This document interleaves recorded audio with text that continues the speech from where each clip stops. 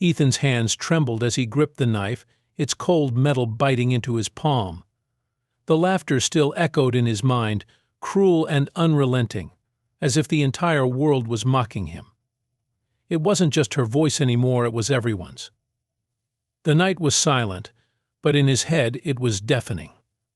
He hadn't wanted it to come to this, but something inside him had snapped, a fragile thread pulled too tight. Now, as he waited in the shadows, his breathing shallow and his heart pounding, there was only one thought in his mind: silence the laughter forever. Ethan always felt invisible in the world.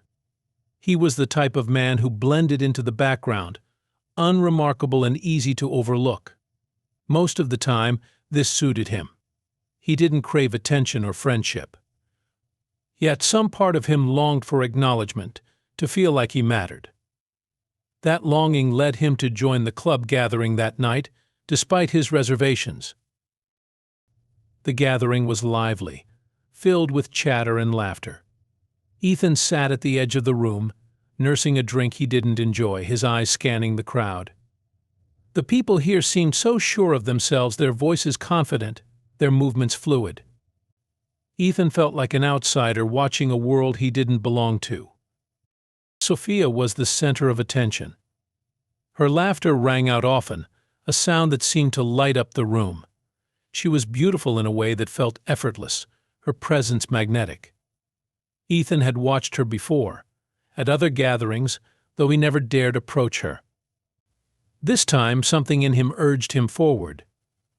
Summoning his courage, Ethan walked toward her group. He tried to smile, though it felt awkward on his face. Sophia turned to him, her expression curious but polite. He stammered out a greeting, then tried to add something clever. The words came out wrong, tangled, and awkward. For a moment the group was silent. Then Sophia laughed, a quick burst that was echoed by the others. She wasn't trying to be cruel, her laughter was more amused than mocking, but it hit Ethan like a blow. His cheeks burned, his chest tightened, and he muttered an excuse before retreating to the corner. The rest of the night passed in a blur. Ethan stayed long enough to avoid suspicion, then left. The laughter followed him out, playing over and over in his mind as he walked home. By the time he reached his small, dimly lit apartment, it had grown into a deafening roar. He lay awake in bed, staring at the cracked ceiling. The laughter wouldn't stop. It echoed in his head, twisting and warping into something monstrous. His thoughts spiraled, dark and chaotic. By dawn, a single terrible idea had taken root in his mind. Sophia had to pay. The next day, Ethan's mind was clearer, but his resolve remained. He wasn't angry anymore, at least. That's what he told himself. It wasn't about revenge. It was about balance, about making her understand the weight of her actions. He spent the day planning, his actions methodical. He scoured her social media profiles, piecing together her routine. She posted often, sharing snapshots of her life with the world. It wasn't difficult to figure out where she would be and when she'd likely be alone. For the next week, Ethan followed her. He was careful, keeping his distance, blending into the background as he always did. He learned that she stopped at a coffee shop every morning, spent her afternoons at the park with friends, and usually walked home alone after dinner. Ethan felt a strange sense of calm as he prepared. He bought a knife from a hardware store, paying in cash and avoiding eye contact with the clerk. He practiced slipping on gloves quickly, his movements precise.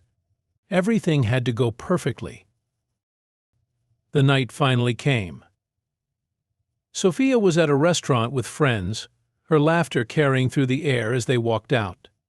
Ethan stayed in the shadows, his heart pounding in his chest. He followed her as she said goodbye to her friends and headed home. The streets grew quieter as she turned onto a deserted path. Ethan quickened his pace, his footsteps silent. The knife felt heavy in his pocket, but his resolve didn't waver. He grabbed her arm, pulling her into a dark alley. Sophia gasped, struggling against his grip. Ethan covered her mouth with one hand, the other holding the knife. He didn't speak, he couldn't find the words. The knife moved almost on its own, a quick, brutal motion. Sophia's body went still, her eyes wide with shock. Ethan stepped back, breathing heavily, his hands shaking. For a moment the world seemed to stop. He dragged her body deeper into the shadows, hiding her from view. Then he walked away, his mind blank, his heart pounding.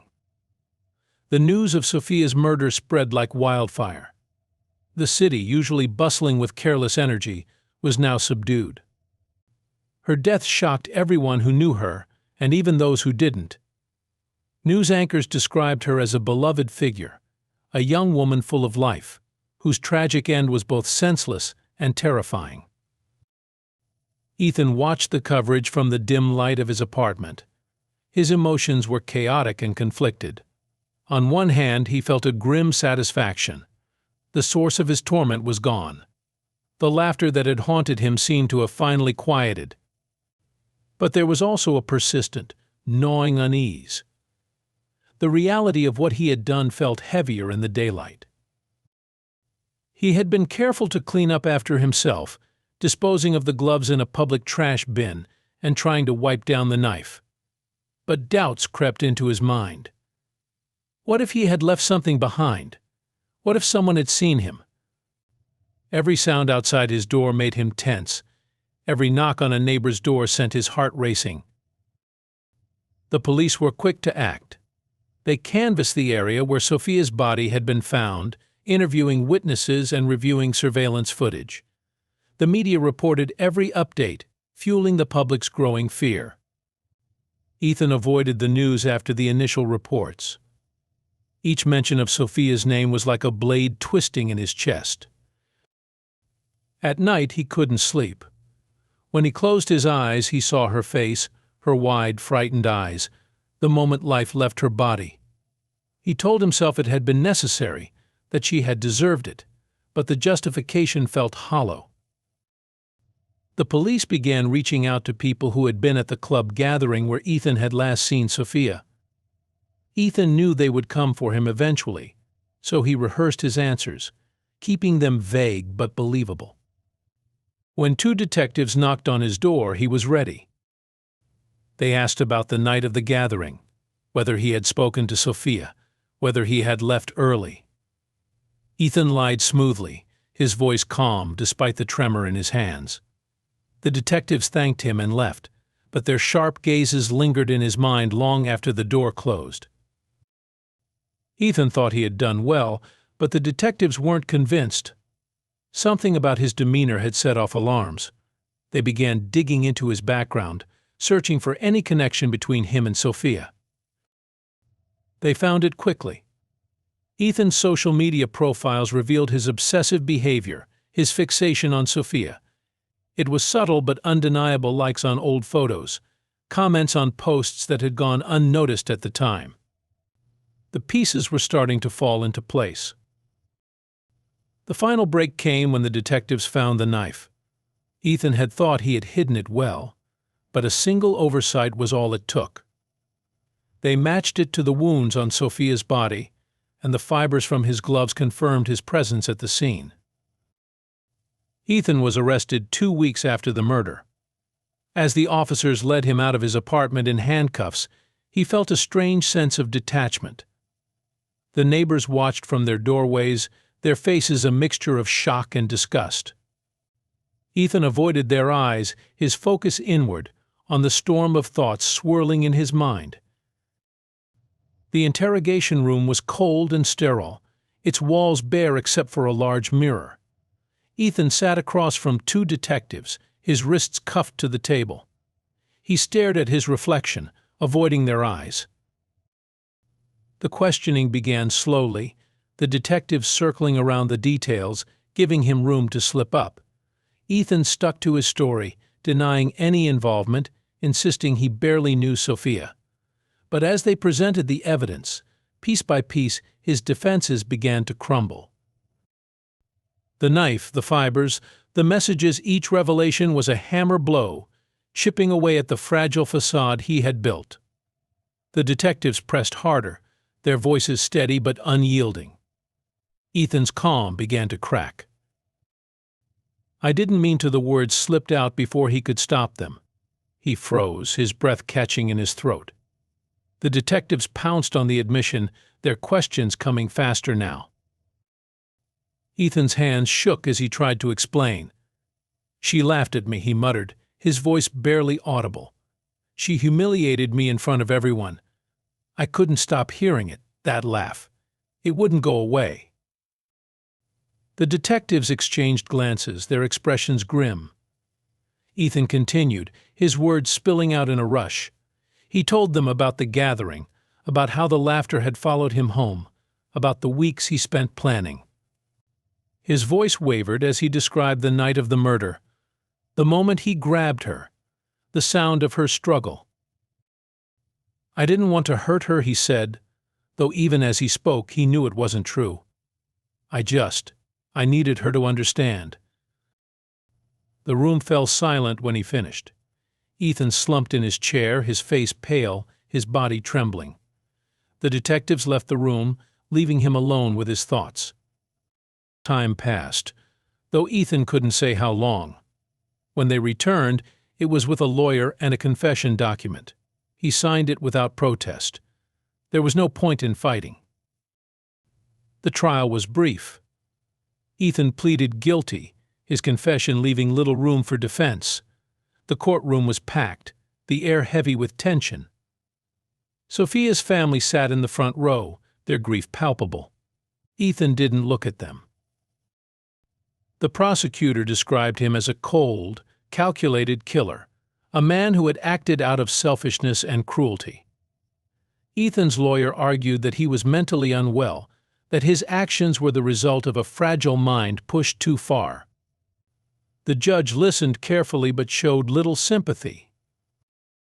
When the sentence was read, life in prison without the possibility of parole, Ethan felt nothing. The weight of his actions had already crushed him. Prison was a harsh, unforgiving place. Ethan spent most of his time alone, avoiding the other inmates. He spoke little, his days blending into a monotonous routine. At night, the laughter returned. It started softly, a distant echo in the back of his mind. But as the hours passed, it grew louder, more insistent. He tried to drown it out, pressing his hands over his ears, but it was no use. The laughter wasn't just Sophia's anymore. It was the laughter of everyone who had ever mocked him, every cruel word and dismissive glance he had endured. It filled his cell, reverberating off the walls, growing until it was all he could hear. Ethan realized too late that the laughter had never been about Sophia.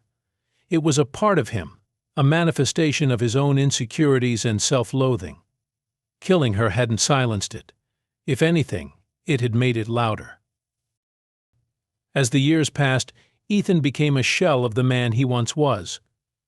The laughter never stopped, a constant reminder of what he had done and who he had become. He spent his days in silence, his nights in torment, trapped in a prison of his own making. In the end, it wasn't the bars or the guards that held him captive. It was himself.